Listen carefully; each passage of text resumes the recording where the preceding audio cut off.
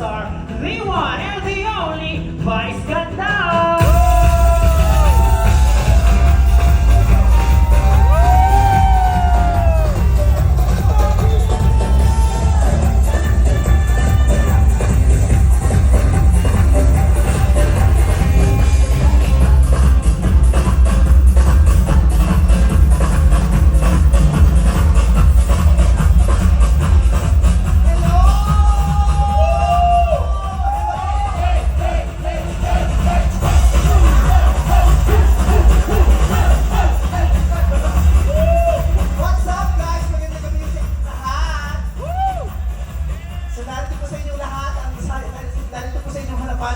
Kagandahan, pero may jowa ang pangmatagal ang natagpuan.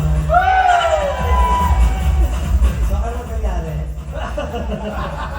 Ano nangyari kayo? Pinainom niyo kasi ng whiskey. Sabi ko, parang wala pang ginawin, pero papawisan yung batok ko. Very quick intro lang, ano ang kailangan i-expect ng audience natin sa LOL Philippines? Well, pinagsama-sama niyo ang ilan sa sampu sa ilan sa mga pinakamahuhusay na komedyante sa buong Pilipinas, kaya ano pang i-expect niyo kundi tumawa, maaliw, malibang, magkikihik, makipaghampasan sa katabi habang pinanonood ito, mag-e-enjoy lang kayo, yung po ang pinapangako namin at pangangatawanan namin. Mag-e-enjoy kayo sa panonood itong programa kung saan masasaksihan niyo ang bardagulan of the century. Marami na kayong nakikitang bardagulan sa TV, sa pelikula kung sino-sino mga nag-bardagulan. Pero ito, 10-10, sabay-sabay na mag-bardagulan para lang magpatawa at para magpigil sa pagtawa. At kung sino man ang pinakamahusay hindi lang sa pagpapatawa, kundi sa pagpigil ng tawa, ay mag-uwi ng 1,000,000 piso! Okay, so interviewin natin ang cast natin very quickly. Nasagot na to kanina pero marami tayong bagong attendees sa ating event tonight. So, sino ang pinakamatinding contender sa cast? Who wants to answer? Sabay-sabay na lang tumuro. O, bilang kabaws. Okay, sino ang pinaka-biggest contender in 3, 2, 1? Rupa May! Rupa May! Ano po yung ganas? Akala nila si Rupa May, pero sa totoo, ang biggest contender nilang lahat, ang pinakamatindi nilang kalaban, ako! Okay, Ito, hindi ko magpauso ng offense, kahit wala naman. hindi to natanong kanina, pero sino sa tingin nyo ang pinakaunang ma-eliminate sa competition? Siya din.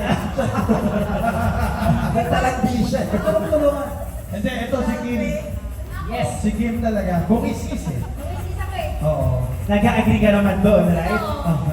Pero I guess, how was it like competing with the jowa? With 1 million on the line? Tulad yan, sabi ko kanina, dito ko napatunayan na para sa 1,000,000, walang jowa-jowa. Wala. Wala talaga. Mag-break na. Tapos pag manahon na panalo na 1,000,000, magbalikan ulit. Oo, kasi may 1,000,000 na yung isa eh. So, babalik kami. Mayabas na kung sino mas mukhang pera. Okay. Okay, two-parter pala nito. May pinaulis na siya. Ako po sa iskal mo yung anes. Ito.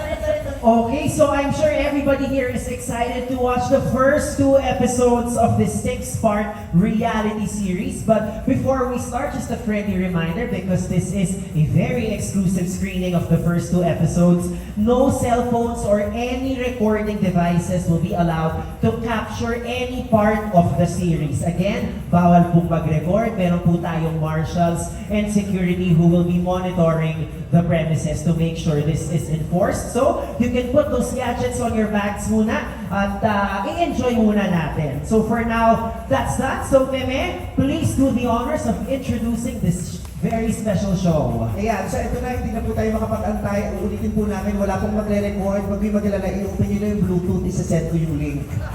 Charot! Ayan, eto na, sabay-sabay po natin panoorin ang unang 2 episodes ng Season 1 ng LOL Philippines!